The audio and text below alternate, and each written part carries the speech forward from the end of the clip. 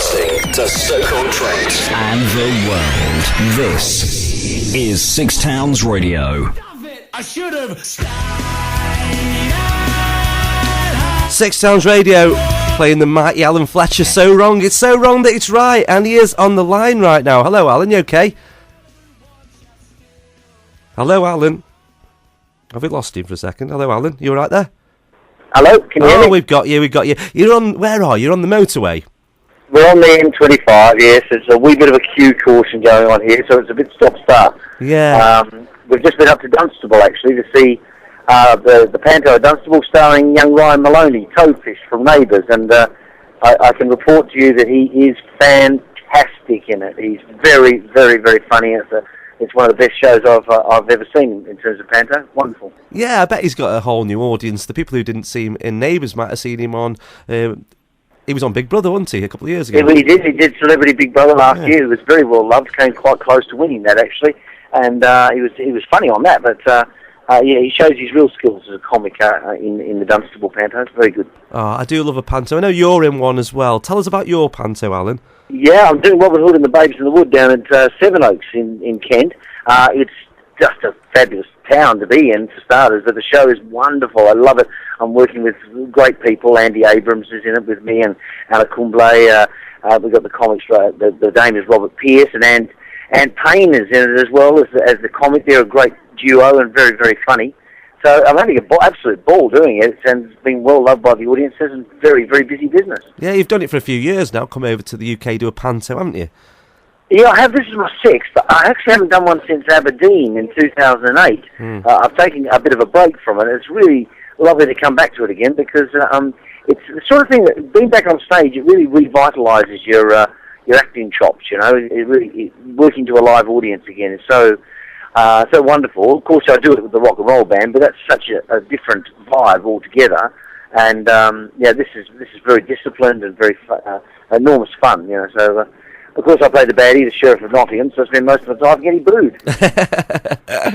Yeah, it's all in good fun. I do love a panto. Of course, you do come over to do some live shows, singing shows, and you were also over to do the Soap Awards, weren't you, early on in the year? That's right. I was over in May. I came over with beautiful Saskia Humpel from Neighbours, who plays Georgia Brooks, and we did all the publicity for Neighbours back in May there, and finished it off with the British Soap Awards, presenting an award, which was enormous fun to see everybody again. That from the soaps that I know and haven't seen for years. Yeah. Are you surprised by the longevity of Neighbours? I know we discuss it every time you're on there, but it's still so popular over here in the UK. It's maintained. It's actually, our popularity has grown this year. It's obviously on Channel 5. When it moved to Channel 5, there was a little bit of a drop-off because some people couldn't get reception and so forth, and they complained about that. But that was tidied up very, very quickly, and we've actually this year been able to build the audience. So we've still got a very, very strong and loyal audience for the show here, which keeps Neighbours going strong, which is terrific, of course, because we're not that far off our 30th anniversary. So wow. I'd love us to make sure the show got to at least that landmark. That shows my age. I remember the very first show. I remember it being on BBC all those years ago. Wow. And it just a great show that's grown over the years, and we've seen some of the characters grow and their relationships change. What would you say would have been your best storyline, do you think?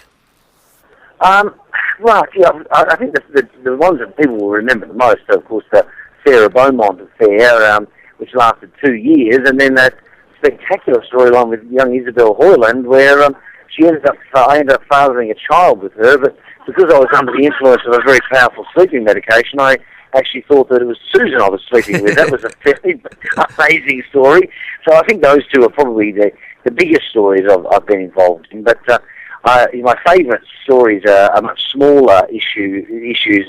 I like all the really silly comedy things that Carl's got up to, like when he was analysing dog feces to determine the DNA so he could find out whose dog was doing their business on his lawn. And just silly stuff like that. Yeah, they're quite memorable. And of course, a lot of people can't get the difference between actual real life and soap. So I bet you've been in a situation where you've been in a pub or you've been somewhere and they've wanted a doctor and they've looked over at you. Well, people generally do that as a bit of a joke, I have to say. I think everyone's fairly aware that I'm lacking in medical skills. Let's talk about the single. Some of the Neighbours cast are in the video. We've been playing it loads. If You Want a Happy Christmas. That's right. This is a fantastic bucket list thing for me.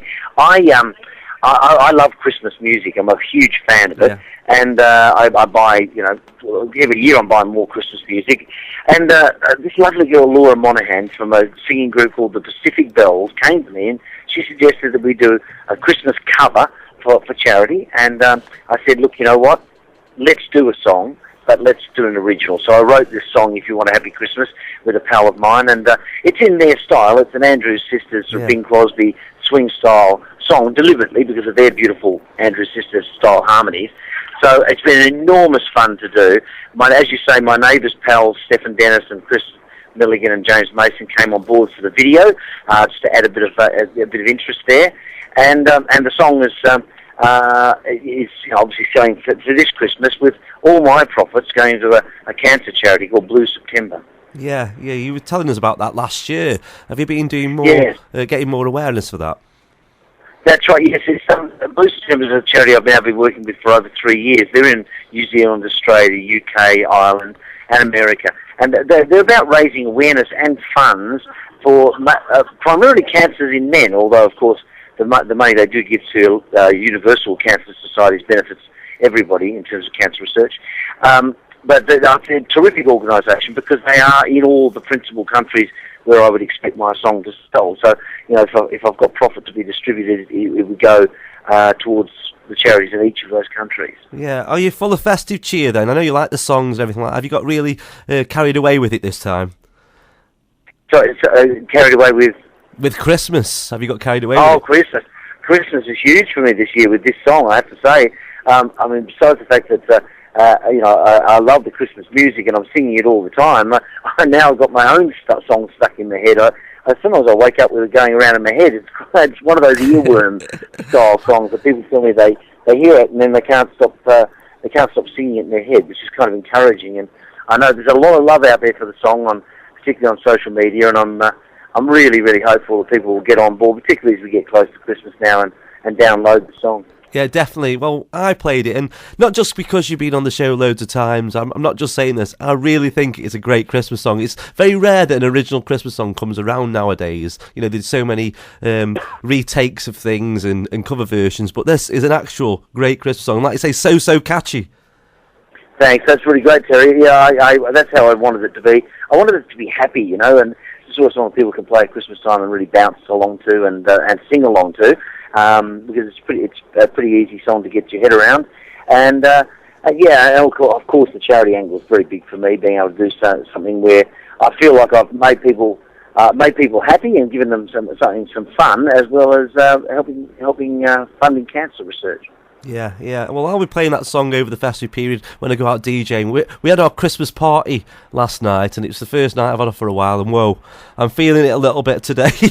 Too old for that. Oh. Too old for the festive cheer, you know what I mean? I should be behind the mic and behind the decks, never mind drinking. I'm a little bit like you, Terry. I tend to go a bit quieter these days than I used to. Yeah, definitely. And let's talk about Liverpool before you go. Suarez is doing the business, isn't he? I've just heard the news today. Obviously, it came out today, but he has signed a new deal. It's a long-term deal. Obviously, in football, things can change over time, but I think this has certainly given us hope that there's not going to be a problem in the January transfer window. There's certainly a lot of clubs expressing a big interest in him, in particular clubs like Arsenal and Real Madrid. And I'm absolutely over the moon. I feel like I can breathe again properly. The club's doing so well this year, and he's of course a centerpiece of that. Where everyone works with him and around him very, very well. And I think there's a very good chance that we will be Champions League next year as a result of that, win the Champions League, and that's exactly what Suarez wants. So hopefully all things will work out well, and we'll get in that top four finish. And you never know, the title is not out of Liverpool's reach. It's not. It's quite wide open this time, and I think with losing Gerrard as well to injury, a lot of onus is put on him, isn't it, with the Liverpool team? Yeah, and of course Sturridge was working very well up front with Suarez and causing a lot of problems for teams because they're having to cover off two very fast leading forwards strikers. But the team it seems to have adapted very well to their absences, and that shows great depth. Henderson's really stepped up. I think he had a fabulous game last week. I think Johnson's playing very well, and young Flanagan scored last week too, which was very encouraging. Yeah, it was. Well, enjoy your time on the M25. I know it's Mad Friday and everyone's leaving work and going parties and everything. I just want to wish you a Merry Christmas, good luck with the song, and enjoy your rest of the time in the UK. Terry, that's very kind. Merry Christmas to you and all your listeners, and I really appreciate you taking the time to chat to me. No problem at all. Every year, it's always a pleasure. We'll have to meet up next time you come over. We're going to have to meet up. I know we always say it, and I think the snow stopped us one year, didn't it? That put That's right. That was 2 years ago. The snow blocked us off. We've got to make it happen. Yeah, and only a couple of drinks, maybe. That'll do. Too old for that. Right, let's introduce a song. If you want to take it away, we'll play it for you. Thank you, mate. Just Alan Fletcher and the Pacific Bells singing "If You Want a Happy Christmas." Yeah, happy Christmas, Alan.